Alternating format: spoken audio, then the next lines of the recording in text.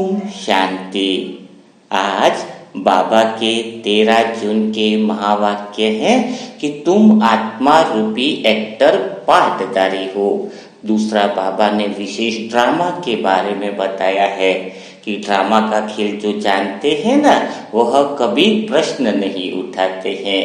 और तीसरी बात जो बाबा ने आज विशेष मुरली में वरदान में कही है कि तुम सबकी शुभ भावनाओं को, शुभ कामनाओं को पूरे करने वाले कौन से हो? महादानी आत्मा हो। यानी जब हम किसी की मनोकामनाओं को पूरी करें तो वह आत्मा जो है वह क्या बन जाती है? महादानी बन जाती है। तो अभी जो ड्रामा में जो भी खेल होता है या जो कुछ भी घटनाएं घटित होती है, उसमें क्या क्यों का क्वेश्चन न उठे। तो क्या क्यों का क्वेश्चन कब नहीं उठेगा, है ना? और जब हम ड्रामा को बहुत अच्छी रीति से समझ जाएंगे तो फिर हम किसी को क्या है दोष नहीं दे पाएंगे। जैसे उदाहरण के लिए, अगर कोई आपके पड़ोस में कोई दूसरा बच्चा है, उसने दूध को गिरा दिया, तो आप उस पर गुस्सा करोगे है कि ग्लास रखा था, तेरा ध्यान नहीं है, तेने दूध गिरा दिया। ठीक है, लेकिन बताओ वास्तव में दूध गिरा उसकी गलती किसकी है? गलती उसकी है। अगर ओरिजिनल में देखा जाए तो अगर तुम एक निश्चित सीमा के बाद अंतरिक्ष में जाओगे तो जहां पर गुरुत्वाकर्षण पृथ्वी का काम नहीं करता है, वहां तुम ग्लास गिराने की कोशिश करोगे तो भी नहीं गिरेगा दूध का, है ना? तो कारण क्या है? पृथ्वी पर जैसे कोई एप्पल है या फल है, वो नीचे की तरफ क्यों गिरता है, ऊपर आकाश की तरफ क्यों नहीं जाता है? क्योंकि पूरी पृथ्वी पर गुरुत्वाकर्षण का बल है। अमेरिका में भी गिराएंगे पेड़ से फल तो नीचे ही गिरेगा। तो वास्तव में तो दूध गिरा किसकी वजह से है? गुरुत्वाकर्षण बल की वजह से गिरा है, किसी के गिराने से नहीं गिरा है ना? वो अगर बल नीचे की तरफ नहीं खींचता तो दूध वगैरह है, कोई प्लेट में रखा सामान है, वो नीचे थोड़ी गिरता। लेकिन क्या हम गुरुत्वाकर्षण बल को दोष देते हैं कि इस पृथ्वी में ऐसी शक्ति है जो खींच लेती है इसलिए गिरता है? नहीं देते हैं। क्यों? क्योंकि जानते सब हैं कि उसकी वजह से गिरा है, क्योंकि समझ आ गई है, हमें सत्य का पता चला है। वैसे ही ड्रामा के अंदर अभी जिसको यह समझ आ जाए कि जिसके साथ जो घटना घटित हो रही है या अच्छा या बुरा जो भी हो रहा है, वह उसके मन की स्थिति के द्वारा हो रहा है। वह अपने मन से जो सजेशन आत्मा को दे रहा है, वही घटनाएं उसके जीवन में घट रही है। यानी वह अपने मालिक आत्मा का जैसा उपयोग करना चाहे वैसा उसको रिजल्ट मिल रहा है। बिजली की करंट तो आ रही है ना घर में, अब उससे तुम चाहे फ्रिज चलाओ, चाहे तुम लाइट चलाओ, चाहे तुम टीवी चलाओ। लाइट का काम है जहां पर यूज करना वहां पे करो। आत्मा भी एक ऐसी ही लाइट है, चाहे तुम इसको अच्छे सजेशन दो तो अच्छे काम में यूज होगी, बुरे शब्द बोलोगे, है ना, किसी का दुर्भावना हो जाए, किसका ये हो जाए तो क्या होगा? उसका यूज बुरा करोगे तो बुरा होगा।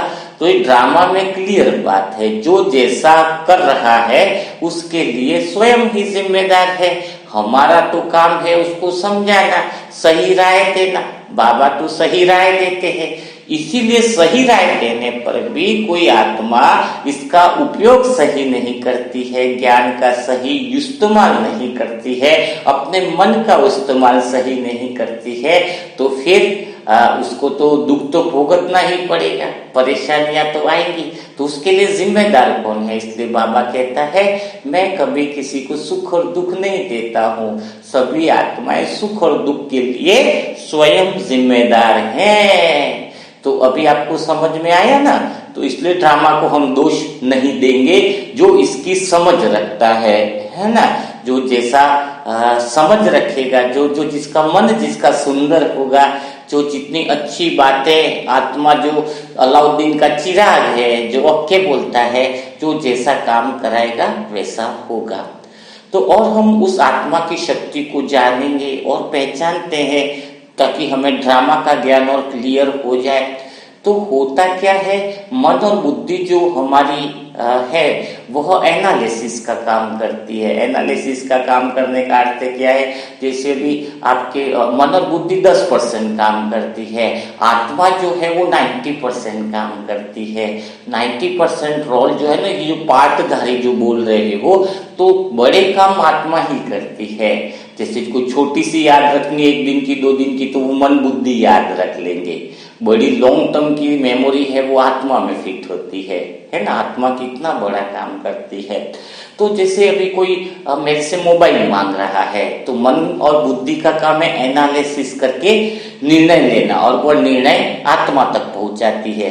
ठीक है, आत्मा एनालिसिस नहीं करती है क्या सही है क्या गलत है, आत्मा को इतना मस्ती में रहती है। एनालिसिस कौन करता है, मन और बुद्धि करते हैं। जैसे मेरे से किसने मोबाइल मांगा, तो मैं अगर परिचित है तो उसको मोबाइल दे दूंगा, परिचित नहीं है तो मैं एनालिसिस भी करता हूँ कि इसको दूं क्या नहीं दूं, कल अनजाने लेकर तो नहीं चला जाए, है ना।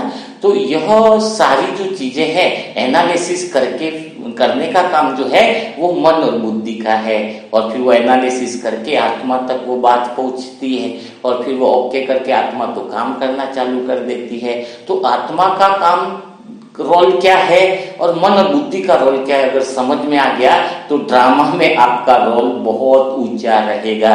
इतना ऊंचा किरदार रहेगा आपका जिसकी आप कल्पना नहीं कर पाओगे।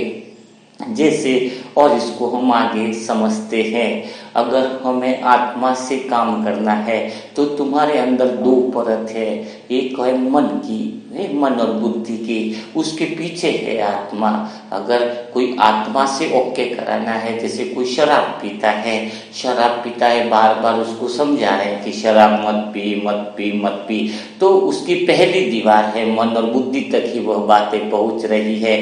बोल भी रहा है मैं कल से नहीं पीऊंगा, शाम से नहीं पीऊंगा, लेकिन 2 दिन बाद पीना चालू कर देता है, क्योंकि हमारी बातें उस आत्मा तक पहुंचानी है जहां से पूर्णतया चेंज होगा, जहां से पूर्णतया परिवर्तन होगा, वहां तक हमारी बातें नहीं पहुंचती है, तो फिर वह चेंज नहीं ला पाता है। लेकिन हम योग बल के द्वारा आज हमें समझ में आता है कि भगवान का योग सबसे ऊंचा है, सबसे ऊंचा है।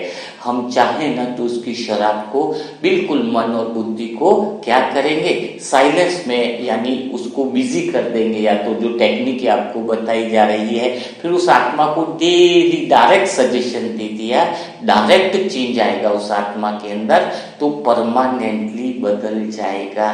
क्योंकि उस आत्मा के अंदर ये प्रोग्राम फिट बैठा हुआ है कि शराब पीने से मेरी टेंशनें कम होती है, शराब पीने की आदत सी पड़ गई है ना। तो वो सारी जो बातें हैं ना, वहां से हम सेकंड में वो रिलीज करा सकते हैं, उस आत्मा को वो बातों से मुक्त करा सकते हैं। तो वह मन बुद्धि की दीवार को हम कैसे खत्म करें, आपके मुंह के बोल या विचार जो है वो उसके मन और बुद्धि तक ही तो पहुंच पाते हैं। तो वह अवस्था जो है ना कॉन्शियसनेस, यानी जब उसका मन बहुत ज्यादा बड़बोला करता है।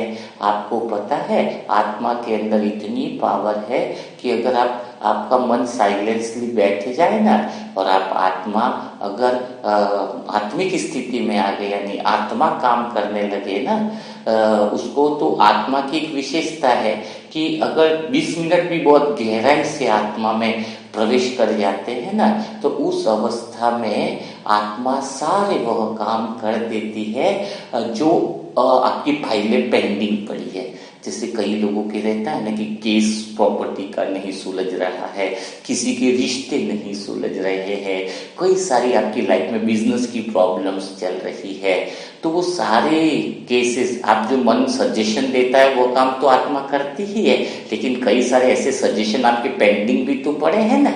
तो वो पेंडिंग इसलिए पड़े हैं क्योंकि आप आत्मा को काम करने का मौका नहीं देते हो। आपके जीवन की जितनी भी पेंडिंग फाइलें हैं, अगर कोई आत्मा आशा है कि मेरे जीवन में बहुत उतार चढ़ाव आ रहा है, कई सारी ऐसी बातें हैं जो मुझे परेशान कर रही है, या कई साल हो गए जो आपका समाधान नहीं निकल रहा है, तो उसकी पहली प्रोसेस में आत्मा आपसे बताना चाहूँगी, क्योंकि इससे आप ड्रामा को भी समझोगे और बाबा का जो वरदान है कि शुभ चिंतक बनना है, सबकी मनोकामनाओं को पूरी करना है। तो आपका उद्देश्य क्या होना चाहिए? आप पहले तैयार हो जाओ। तैयार किस बात के लिए होना है? अभी प्रैक्टिकल तो लास्टली कराएंगे, सही है ना? हाँ, लेकिन आपकी सारी समस्याएं जो पेंडिंग चल रही है ना, अब आपको कई बार पता ही नहीं चल रहा है, क्योंकि कई सारी आत्माओं की उलझने बहुत ज्यादा है, पता नहीं चल रहा है कि मैं कितनी बार सजेशन दूं, क्या दूं, है ना? तो उसके लिए आपको काम करना है, 7 दिन करके देखो। बाबा क्यों कहता है, भगवान के महावाक्य है कि साइलेंस की शक्ति में इतनी पावर है कि वह कुछ भी कर सकती है। साइलेंस की शक्ति सारे विघ्नों को समाप्त कर सकती है। यानी वह साइलेंस की शक्ति सारे विघ्नों को समाप्त करने का अर्थ क्या है? उसका अर्थ यही है कि जब आपका मन बहुत कम बोले, दिन भर में अभी क्या है, आपको बोलने की आदत बहुत ज्यादा है, मुख से जो जरूरी बोल है इसके अलावा भी बोलते हो। अब मैं आत्मा ईमानदारी से बताऊं, पूरा दिन किसी से नहीं मिलती हूँ, बिल्कुल ईमानदारी से है। जो तपस्या वाली आत्मा है उनसे भी मिलना नहीं, सिर्फ सजेशन दे देता हूँ, बाकी बात नहीं होती है। कारण कैसा है? क्योंकि हमें और कई वर्कशॉप होती है, जैसे बहुत मीटिंग होती है, जैसे कल पूरा दिन में शाम को फंक्शन था, मतलब शाम को प्रोग्राम रखा था 7 से 10 बजे तक का, तो वहां पर मैं सीधा यहाँ से गया और तो प्रोग्राम को मैं करा लेता हूँ, है ना? और मैं अपने पास कुछ गाड़ी वाड़ी नहीं रखता, बाइक भी नहीं है मुझे आत्मा के पास, न स्कूटी न बाइक, क्योंकि एक ही काम है, जिसको मेरी जरूरत है, जिसको लगता है कि ये आत्मा हमारा समाधान करेगी, तो मेरा क्या है, मुझे उठा के लेके जाओ यहाँ से और मुझे वापस यहाँ पे छोड़ के जाओ, 10 रुपया भी जेब में नहीं रखता। जिसको जरूरत है कि लगता है कि मेरी जरूरत है, तो लेके जाओ और वापस मुझे यहीं पर छोड़ के जाओ। तो ऐसे फिर डेली प्रोग्राम आते रहते, कहीं बाहर के भी आते हैं, तो वो सब दे देते, टिकट भाड़ा वगैरह सब जो भी होता है, और लेकर जाते हैं, और मैं बोल देता हूँ इधर तक मुझे वापिस छोड़ के जाओ, है ना? तो बिल्कुल साधारण जीवन बड़ा आनंदित रहता है।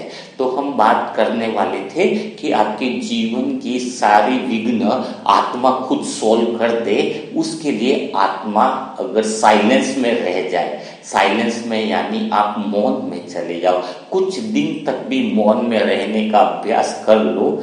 पता है दादियाँ कितने साल मौन में रही, दादी के माइंड की स्थिति कितनी पावरफुल थी, पता है? उनका कॉन्शियस मन बहुत, मतलब साइलेंस में ही रहता था उनका मन। ऐसा लगता था कि आत्मा सीधी ही बात कर रही है ना?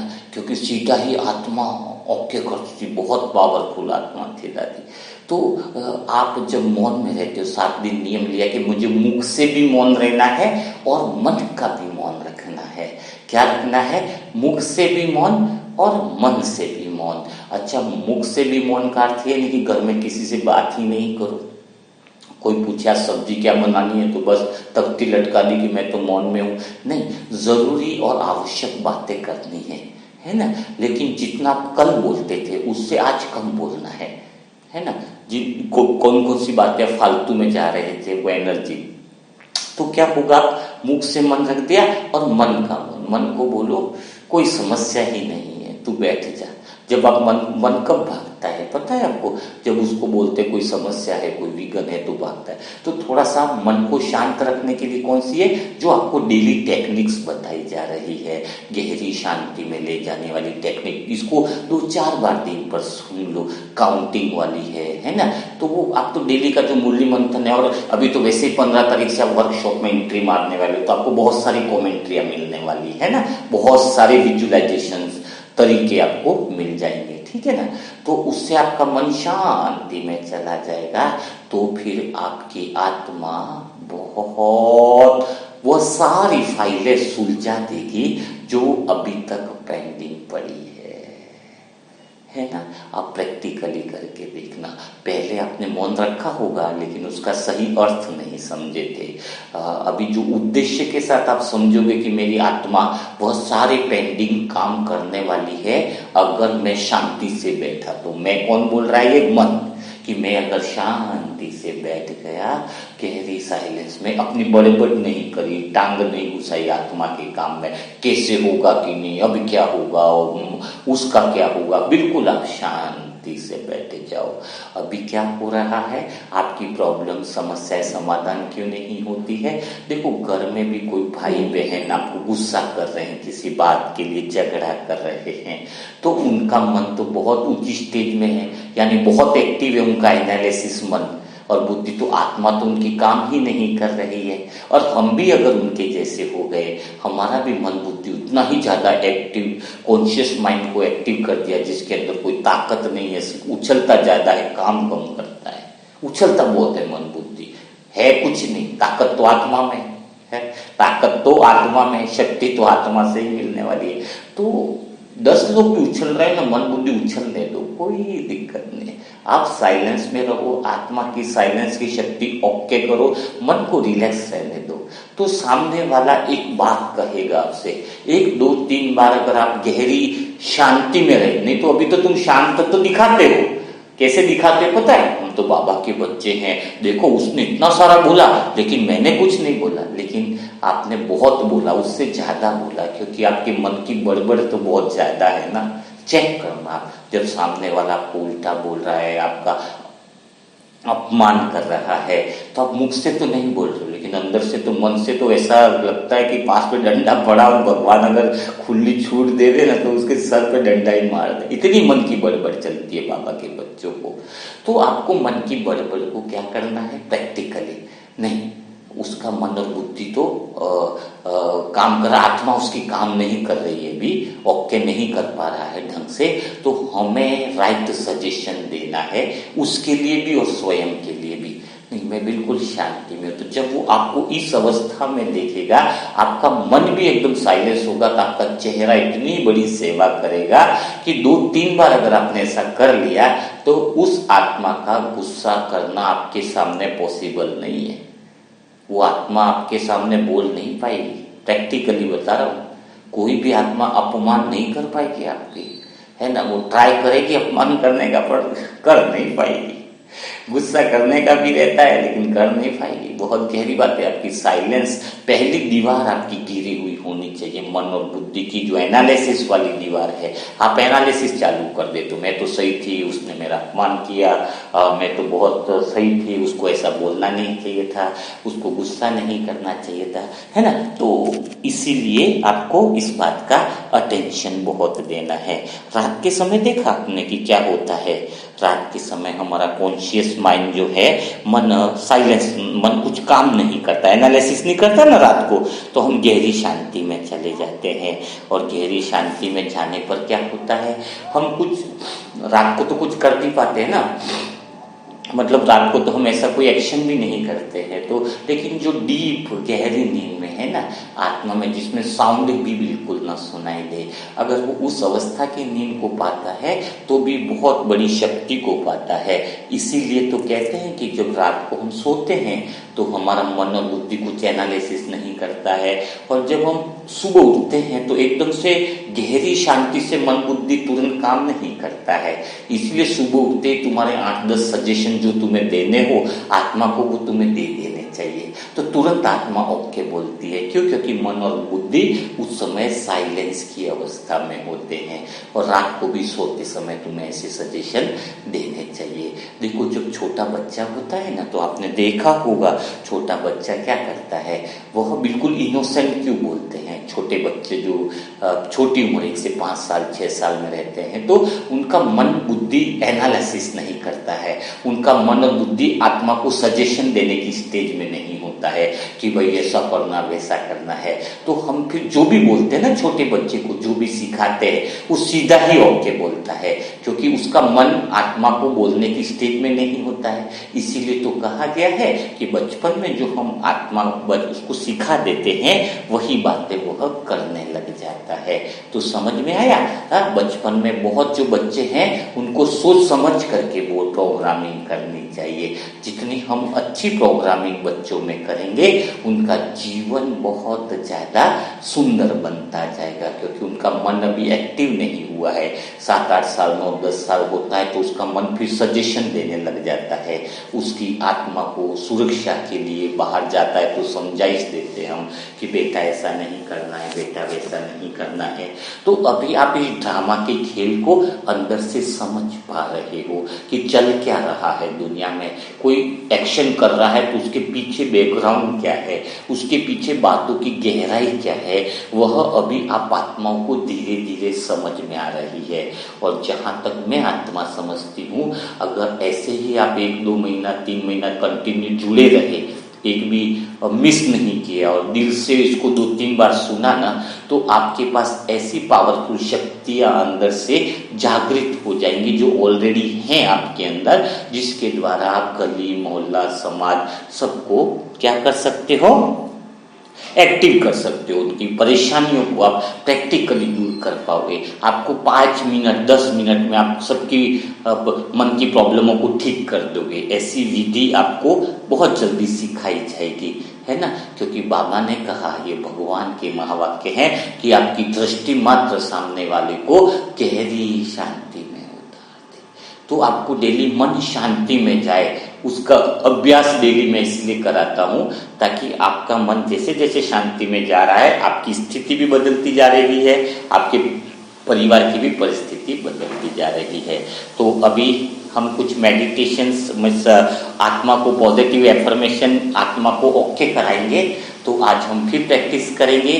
तो आप लोग अगर चेयर पर बैठते हो तो थोड़ा सा मैं आपको सजेशन देना चाहूंगा, चेयर आपकी एकदम स्ट्रेट वाली चेयर नहीं होनी चाहिए, थोड़ी सी आरामदायक होनी चाहिए। 45 डिग्री एंगल जो मुड़ी हुई चेयर रहती है, थोड़ा सा आराम से बैठ सको, न तो आप सोए हुए न जगे हुए हो, मतलब न तो आप पूरी तरह से सोने की अवस्था में न जगे। सोते हुए तो ये मुरली मंथन का क्लास कभी नहीं करना है ना। सोते हुए करोगे, हाँ रात को सोने के समय अगर सोना है तो कर रहे हो, एक अलग बात है, लेकिन ऐसे सोते हुए करोगे ना तो आप नींद में चले जाओगे, क्योंकि बाबा की बातें इतनी गहराई में जाएगी कि आपको नींद में लेकर के चली जाएंगी, है ना। हमारे जो सेशन अटेंड करते हैं ना, उनको नींद की बीमारी नहीं है, नींद नहीं आती वो बीमारी तो रहती ही नहीं है, लेकिन हम बोलते ज्यादा नींद आ रही है, ज्यादा गहराई में जा रहे हैं, है ना। तो हमें तो ये लगता है कि ज्यादा गहराई में ना चला जाए, है ना। तो कहने का अर्थ क्या है, आप 45 डिग्री एंगल की चेयर पर बैठा करो, हाथ पांव को एकदम रिलैक्स रखो, ऐसे रूम में बैठो जहां पर बिल्कुल आपका माहौल कोई आपको डिस्टर्ब न करे, ताकि आप इसका फायदा उठा पाओ। मन और बुद्धि थोड़ी सी छोटी छोटी बातों में अभी एक्टिव हो जाती है ना, तो उसको हमें एक्टिव नहीं रखना है, सीधी आत्मा तक काम कराना है। तो अभी तो आपकी शुरुआती स्टेज है ना, इसीलिए मैं आत्मा आपको राइट बातें बता रहा हूं ताकि आपको परेशानी न हो। तो चलो हम तैयार होते हैं। आज हम बाबा की शुभ भावनाएं, है ना, कि स्वीट साइलेंस यानी आत्मा या मन की गहरी शांति का हम अनुभव करेंगे, और वो पावरफुल स्टेज का भी अनुभव करेंगे जिसमें हम सभी आत्माओं को दुआएं दे रहे हैं, महादानी बन रहे हैं। तो आज आप आत्माएं किसका याद करेंगे? आज हम आत्माएं बाबा के दोस्त का संबंध, दोस्त का छोड़ो, आज पहले बाप का संबंध ले लेते। कल हमने शायद सजनी साजन का लिया था, ओके। तो आज हम ले लेते हैं बाप के रूप में गहरा संबंध ले लेते हैं। तो बाप के संबंध का आप आत्मा आज अनुभव करने वाले हो। मन को बिल्कुल लॉजिकल माइंड को खाली कर दो, मन और बुद्धि को खाली कर दो। आत्मा तो वर्तमान स्थिति में रहती है ना, और बाप का संबंध तो बहुत गहरा है। आप आत्मा बिल्कुल रिलैक्स से बैठे जाओ, सारे कामों को ड्रॉप कर दो कि बस अभी सिर्फ आपको भगवान आपके लिए समय निकाल रहा है, वह उचित ऊंचा परमात्मा जो आपका बाप है, और लौकिक में भी तो बाप और बेटे का रिश्ता गहरा होता है। उस गहरे रिश्ते को आज हम जोड़ने वाले हैं, वही हम अनुभव करने वाले हैं। बताया ना कि बाप कौन होता है, बाबा ने लौकिक बाप का भी महत्व बताया गया है। यहाँ के रिश्ते हमें तुलना करने में पता चलता है कि वही बाप हमारा है ना। तो लौकिक माँ बाप की भी इज्जत करो, वो शरीर का माँ बाप है, उसने भी आपको बहुत बड़ी क्या बोले, इस अमूल्य शरीर जो बहुत संगम का महत्वपूर्ण शरीर है ना, जिसकी वजह से आज आप इतने जीवन मुक्ति का अनुभव कर पा रहे हो। तो उस शरीर के देने वाले लौकिक बाप को भी आपको तहे दिल से धन्यवाद देना चाहिए, क्योंकि जब आप पैदा हुए ना, तो सबसे पहले मिठाई बांटने वाला वह आपका बाप ही था, है ना। शरीर की कदमों को चलाने वाला भी वह बाप ही था। आपको चलना सिखाया सबसे पहला गुरु तो लौकिक बाप ही हुआ ना, कंधों पर चला के, है ना।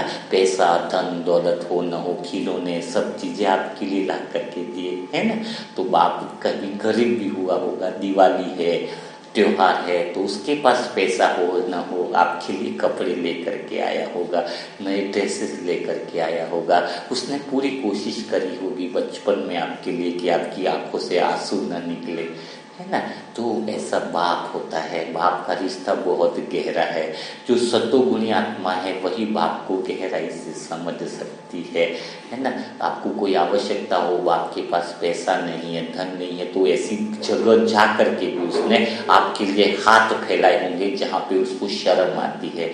सिर्फ आपकी खुशी के लिए, आपको पढ़ाने के लिए, आपको ऊंचा बनाने के लिए, आपकी शादियां करने के लिए भी उसने कर्ज लिया होगा।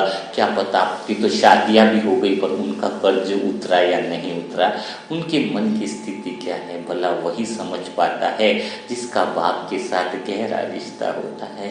तो वह तो एक जन्म का बाप है। तो सोचो, वो एक जन्म का बाप भी हमारे लिए वह कुछ कर बैठा जो हमने कभी कल्पना भी नहीं करी थी, है ना। तो आज हम बड़े हो गए, घुटनों पर चलते थे तो चलना नहीं आता था, उसने हाथ पकड़ के चलना सिखाया। आज शायद हमारे माँ बाप बूढ़े हो गए, उनको हमारी ज़रूरत है, पर हम आगे निकल गए, वो पीछे रह गए, है ना। लेकिन हाथ जो छोड़ देगा ना, दुआएं नहीं ले पाएगा लौकिक माँ बाप की, वह भला उस पिता की दुआ कैसे ले पाएगा। इसलिए आज से लौकिक माँ बाप की बहुत दिल से दुआ लो, और फिर हम अलौकिक बाप की बात करते हैं।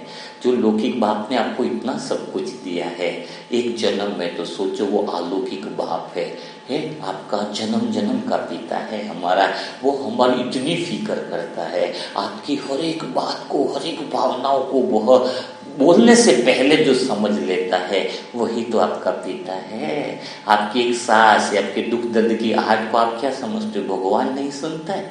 वो आपका पिता है, बहुत जितना आपको सुनता है बहुत प्यार से सुनता है, लेकिन आप कंडीशन कर लेते हो। इसलिए बाप से मांगने का अर्थ क्या होता है पता है आपको? शिव बाबा से मांगने का मतलब क्या होता है? शिव बाबा से कोई भी बात रखो।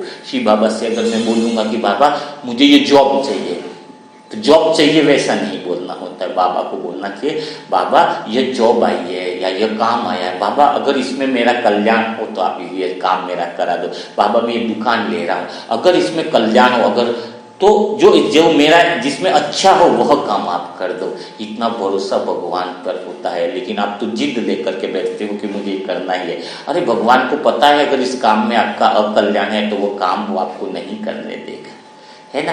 तो आपको इतना बिलीव परमात्मा पे होना चाहिए। तो वह बाप जो जीवन भर की खुशियां देता है, आज हम उस बाप के साथ संबंध बनाकर उसका गहराई से अनुभव करेंगे। आप लोग तैयार हो जाओ उस बाप के साथ। जो बाप की दुआएं मिल गई ना, आपका जन्म जन्म सुधर जाएगा। पहले तो लौकिक बाप की दुआएं ले लो, उनसे माफी मांग लो, जाने अनजाने में जो भी विकर्म हुए हैं, जो भी पाप हुए हैं। हे लौकिक माता पिता, उनको इमर्ज करो अपनी आंखों के सामने कि हम आपसे हाथ जोड़कर पांव को छूकर माफी मांगते हैं कि अगर हमने इस जीवन में आपको जाने अनजाने में दुख दे दिया हो तो हमें बिल्कुल तह दिल से हमें माफ करो।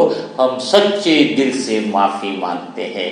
तो हम लौकिक माँ बाप को माफी मांगकर आगे की यात्रा चालू करते हैं, उनकी दुआओं और आशीर्वाद से ही अलौकिक बाप के पास जाते हैं। तो आप चेयर पर बैठ गए हो, आज बाबा आपसे बड़ा प्रसन्न है, बाबा ने आपको चुना है, बाबा ने आपको ढूंढ निकाला है, बाबा ने अपने बच्चों को ढूंढ निकाला है।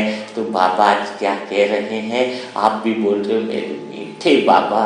बाबा अभी कोई बाबा का रूप नहीं देख पाते हैं, तो निराकार को ब्रह्मा बाबा के अंदर आपको अनुभव करना है ना, बाबा का रूप। अब बाबा आपको क्या वरदान दे रहे हैं वह आप देख लीजिए। बाबा आपसे कह रहे हैं कि हे मेरे प्यारे बच्चे, मेरे मीठे बच्चे, तेरा जब भी दिल न करे, तेरा जब भी मन न करे, तू मेरे पास आ जा, मैं तेरा मन बहला दूंगा।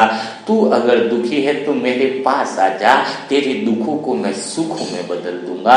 अगर तुझे किसी भी तरह की कोई भी परेशानी है, कोई तकलीफ है, तो भी तू मेरे पास आ जा, मेरी एक दृष्टि तेरे सारे दुखों को, परेशानियों को खत्म कर देगी। तो बाबा आपके पास आने वाले हैं, तो हम बाबा से आह्वान करते हैं, आप दिल से बाबा को बुलाते हो कि हे मेरे मीठे बाबा, आप आ जाओ हमारे पास। आज हम आपके साथ ही मिलन मनाना चाहते हैं, आज आपके साथ ही घूमना चाहते हैं। आज आप आत्मा से पूरा दिन बाबा के साथ रहोगे, अपने उस पिता के साथ जिसने आपको अपार खुशियां दी है। आज वो बाबा आपको घुमाने वाला है, बाबा आपको पूरी सैर कराने वाला है, बाबा आपको पूरी दुनिया के उस अदृश्य दृश्यों को दिखाने वाला है जो आपने कभी सोचा ही नहीं था। और आप तैयार हो गए हो बिल्कुल बाबा के साथ घूमने जाने के लिए। और आप जैसे ही दरवाजा खोलते हो, बाबा सामने खड़ा है, आप बिल्कुल छोटे बच्चे के रूप में बाबा के साथ तैयार हो।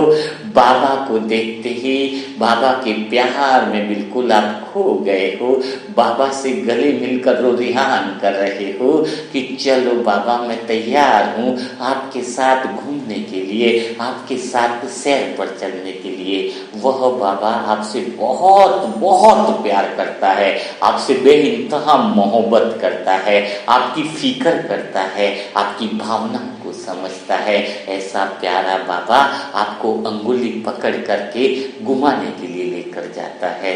बहुत दूर जहाँ पर हरी भरी घास की हरियाली को पार करते हुए पहाड़ों की हरियाली सी नगरी के अंदर आप ऐसी जगह पहुंचते हो जहाँ पर आनंद ही आनंद है। वहां पर 10 बड़े बड़े कमरे लगे हुए हैं, 10 एक ऐसे बड़े बड़े कमरे जिस पर सारे नंबर लिखे हुए हैं। पहला बहुत बड़ा महल जैसा कमरा है जिस पर 10 नंबर लिखा हुआ है। आप बाबा के साथ बिल्कुल आनंद में हो, आपका मन बिल्कुल शांत है, सब बातों से परे है, सब बातों से अलग है। और बिल्कुल उस हरियाली, बहुत सुंदर सी हरियाली के बीच में पहला कमरा जिसके ऊपर 10 नंबर लिखा हुआ है, एकदम वाइट कलर का कमरा, पूरा चमकता हुआ एकदम गुम्बद बना हुआ है। एकदम उस कमरे के आसपास मानो इतना शांति का माहौल है, एकदम आनंद का माहौल है। आपका मन उस कमरे को देखकर बड़ा प्रसन्न हो जाता है, आपका मन गहरी शांति का अनुभव करता है। बाबा के साथ आप उस 10 नंबर के कमरे के नजदीक आते जा रहे हो, आपका मन और आनंद में आता जा रहा है, आपका मन और गहरी शांति में जा रहा है और डीप रिलैक्स में जा रहा है। बाबा आपके चेहरे को देखकर मुस्कुरा रहे हैं, आसपास का वायुमंडल भी आपको गहरी शांति में लेकर के जा रहा है। और जैसे ही 10 नंबर के कमरे में आप प्रवेश करते हो, कमरे पर लिखा हुआ है बचपन की यादें। बाबा आपको अंदर ले जा रहा है। कमरे में जैसे ही प्रवेश करते हो, वहां पर एक बहुत प्यारी सी रोशनी आ रही है, उसमें आपकी बचपन की सारी यादें हैं। कैसे आपको बाप ने अपना बनाया, कैसे इस पूरी दुनिया में ढूंढ कर बाबा ने बाबा की दृष्टि तुम्हारे ऊपर पड़ी। जो तुम अपने बाप से बिछड़ गए थे, इतने जन्मों की जो तड़प थी, बच्चा जो बाप से बिछड़ जाता है तो क्या फीलिंग होता है, वह आप सारा अनुभव कर रहे हो। और कैसे आपको भगवान ने, अपने पिता ने आपको ढूंढ निकाला।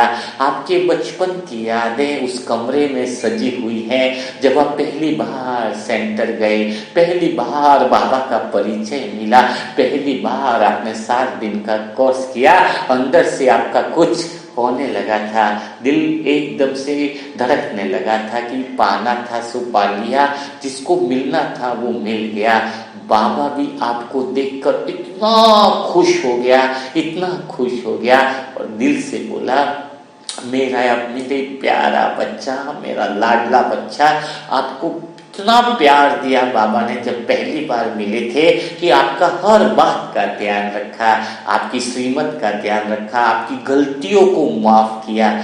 याद करो उस बचपन के दिनों में कि आपने कितनी सारी गलतियां करी, लेकिन ऐसा बाप जो दया भोलेनाथ है, ऐसा बाप जिसके पास दया का सागर इसीलिए क्योंकि आपकी हर गलती को उसने माफ किया।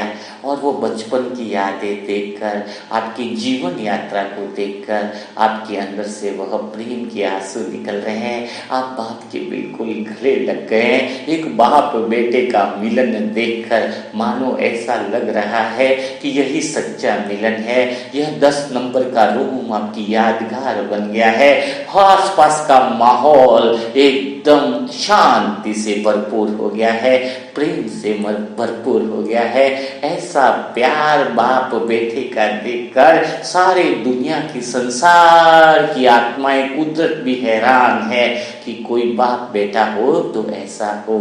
और इस 10 नंबर के रूम से जैसे जैसे और आगे बढ़ते हो, बाबा और आगे 9 नंबर के रूम की तरफ आपको लेके जा रहा है।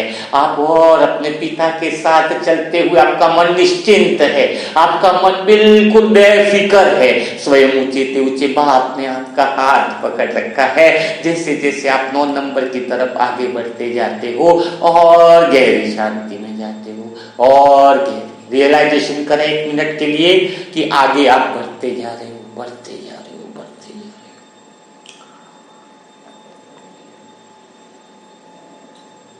हो। धीरे धीरे जैसे ही 9 नंबर का रूम आता है, आपका मन और गहरी शांति में जाता है और परम शांति का अनुभव कर रहा है।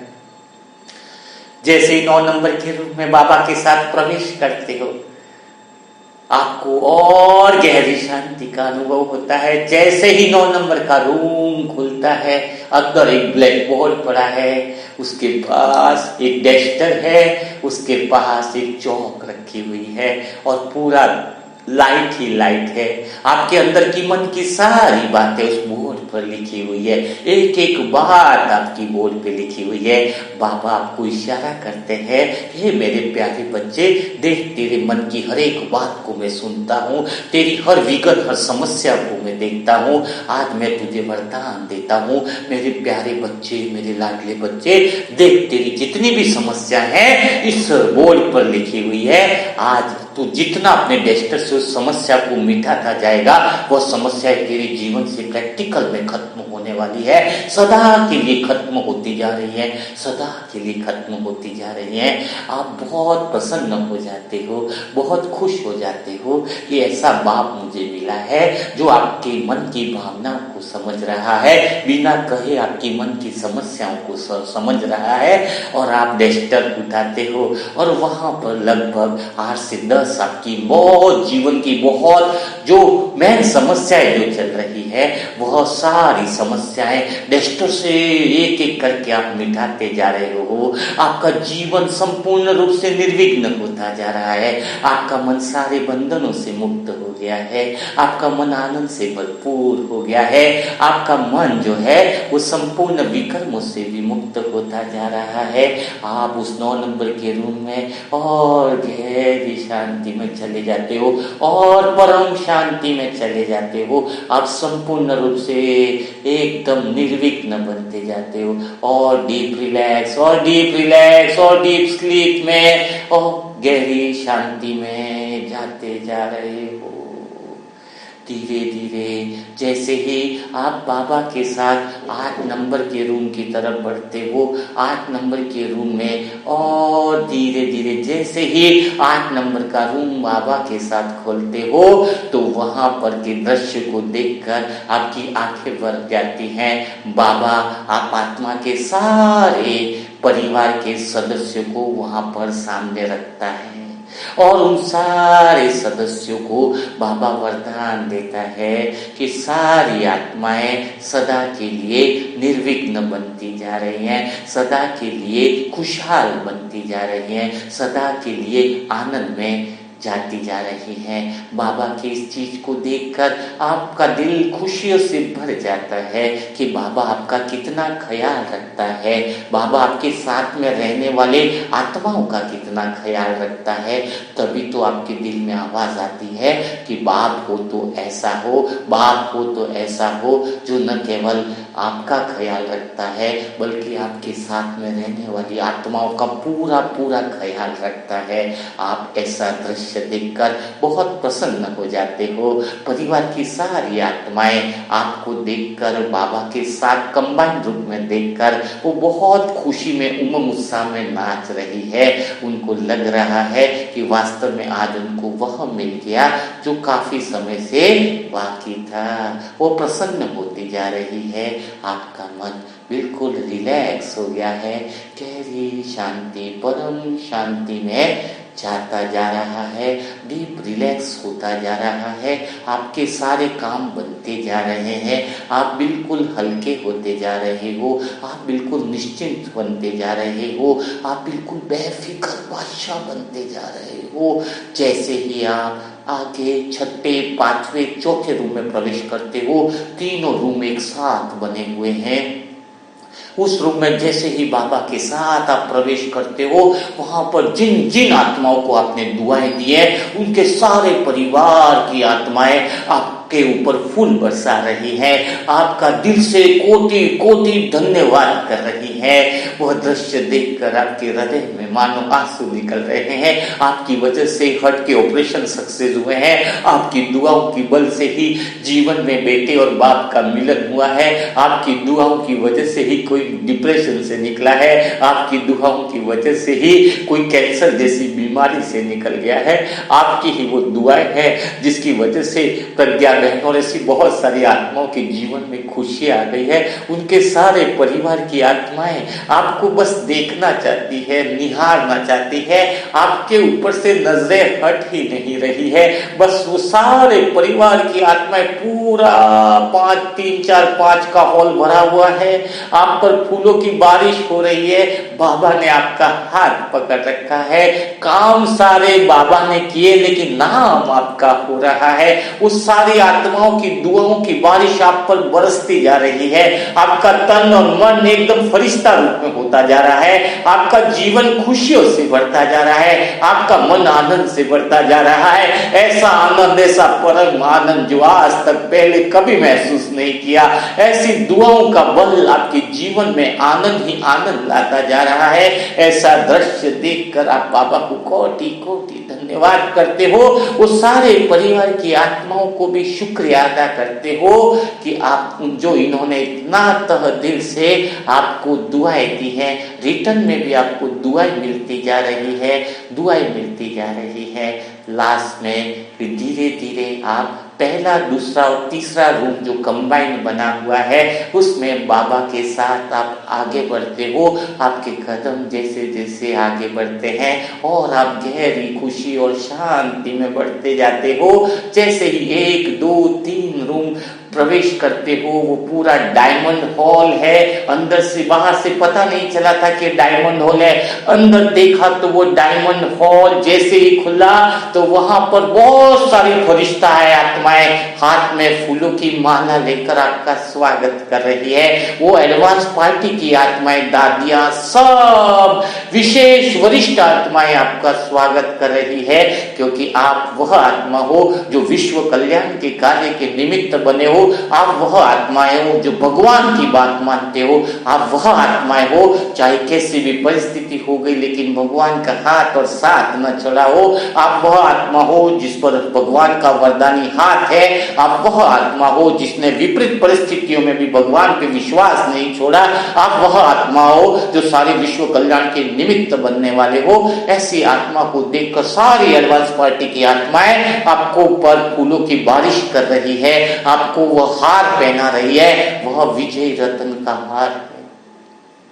आप ऐसे 108 वाली आत्माओं के ग्रुप के अंदर शामिल होकर आप नशे से नाच रहे हो, आपका शरीर झूमने लगा है, आप आनंद से भरपूर हो रहे हो। वो सारे फरिश्ता वाली आत्माएं डायमंड हॉल में बड़ी मस्ती से नाच रही है, बड़े आनंद के साथ नाच रही है और सबकी दृष्टि बाबा पर पड़ती जा रही है और सबके दिल में बस एक ही गाना बज रहा है कि मेरा बाबा आ गया, मेरा बाबा आ गया, मेरा बाबा आ गया। सबके अंतर्मन से ये प्यारी आवाज सुनकर, मेरा बाबा आ गया की आवाज सुनकर, यह आवाज की गूंज सारे ब्रह्मांड में पहुंच गई है, सारे विश्व की आत्माओं के अंदर पहुंच गई है, सारी आत्माओं की कर्मेंद्रियां खुल गई हैं। उनको एहसास हो रहा है कि मधुर आवाज कहां से आ रही है, यह मीठी सुगंध वाली आवाज कहां से आ रही है, और वो जो भी आत्माएं संसार की है वह वहीं की वहीं खड़ी रह गई है और वो आवाज के सुनते ही वह बिल्कुल गहरी शांति में चली गई है। सारे विश्व की आत्माएं गहरी परम शांति में चली गई है। अब अंदर से भी उनको भी वही आवाज आ रही है कि मेरा बाबा आ गया, मेरा बाबा आ गया, मेरा बाबा आ गया। हर एक आत्मा जैसे जैसे बोलती जा रही है मेरा बाबा आ गया, सभी आत्माओं के दुख दर्द समाप्त होते जा रहे हैं, सारे विश्व की आत्माओं के दुख दर्द समाप्त होते जा रहे हैं। सबके दिल में भगवान की आवाज गूंजने लगी है, चारों तरफ बाबा का आकार हो रहा है, चारों तरफ बाबा का साक्षात्कार हो रहा है। आप दिव्य मूर्ति उस फरिश्ते के अंदर शामिल हो गए हो जो कभी स्वप्न में भी नहीं सोचा था, जो कभी संकल्प में भी नहीं सोचा था। बाबा ने तुम्हें इतना ऊंचा बना दिया, इतना महान बना दिया कि आपके रोम रोम से बाबा का शुक्रिया निकल रहा है। आपके और अंदर हर एक श्वास, हर एक धड़कन में आपका बाबा समा गया है। शरीर के एक एक अंग में सारी सकारात्मक ऊर्जा भर चुकी है। आपके अंदर वो पावरफुल स्टेज आ गई है कि आप जिसको भी वरदान ही बोलते जा रहे हो सफल होते जा रहे हैं। आप जिसके सर पर हाथ रख रहे हो वह जीवन में दुखों से मुक्त होता जा रहा है, वह गहरी शांति में जा रहा है। आपकी अंदर की सारी शक्तियां जागृत हो चुकी है, आप बहुत पावरफुल स्थिति में आ चुके हो, आप सर्वशक्तिवान की मास्टर सर्वशक्तिवान की स्टेज में आ गए हो, आप बाप समान आत्मा बन चुके हो। बिल्कुल परम आनंद में जा चुके हो, परम आनंद। जैसे 3, 2, 1 बोलूंगा, अपनी आंखें खोलेंगे, अपनी मूल वापिस ओरिजिनल अवस्था में आ जाएंगे। 3, 2, 1 आंखें खोलो और उस गहरी शांति के वायुमंडल आपके पूरे घर में फैल गए। आपका घर स्वर्ग बन गया है। आप पावरफुल स्थिति को प्राप्त कर लिया है। अब आप आत्मा मास्टर सर्वशक्तिवान से भी पावरफुल स्टेज में तो आप समान स्थिति का अनुभव कर रहे हो। तो इस तरीके से आप आत्माओं को जो है वो अनुभव करना है। ज़्यादा कुछ एक्चुअल में देखा जाए तो आवाज़ निकल नहीं पा रही है, उसी अवस्था में रहने का मन करता है। वही भगवान के साथ, बाबा के साथ गहरे प्रेम का अनुभव, बाप का अनुभव। तो आज आपको अनुभव कैसा लगा, आज आपको क्या सीखने को मिला, आप कमेंट बॉक्स में ज़रूर लिखिएगा। अच्छा, लिखने का मतलब क्या होता है कि जैसे ही आप लिखते हो यानी बात को मानते हो, तो जो भी बातें आपको बताई गई है ना वो सीधी अंदर चली जाती है। क्योंकि आपको बोला कमेंट बॉक्स में लिखना है तो आपने बोला यस, कोई बोलेगा लिखेगा नहीं लिखेगा, यानी उसका मन अभी भी लॉजिक में जा रहा है ना। इससे मुझे आत्मा को पता चलता है, फिर मैं उन आत्माओं पर विशेष ध्यान दे पाता हूँ। ठीक है, तो व्हाट्सअप नंबर है, जो भी ग्रुप में जुड़ना चाहता है उसके लिए व्हाट्सअप नंबर है 7202921969, है ना। तो उस पर आप ओम शांति लिखेंगे, मैसेज लिखेंगे और नेम और एड्रेस लिखेंगे तो आपको ग्रुप में ज्वाइन कर लिया जाएगा। तो कल फिर हम मुलाकात करेंगे ऐसे ही मुरली के मंथन के साथ। तब तक के लिए सभी भाई बहनों को ओम शांति, ओम शांति, ओम शांति।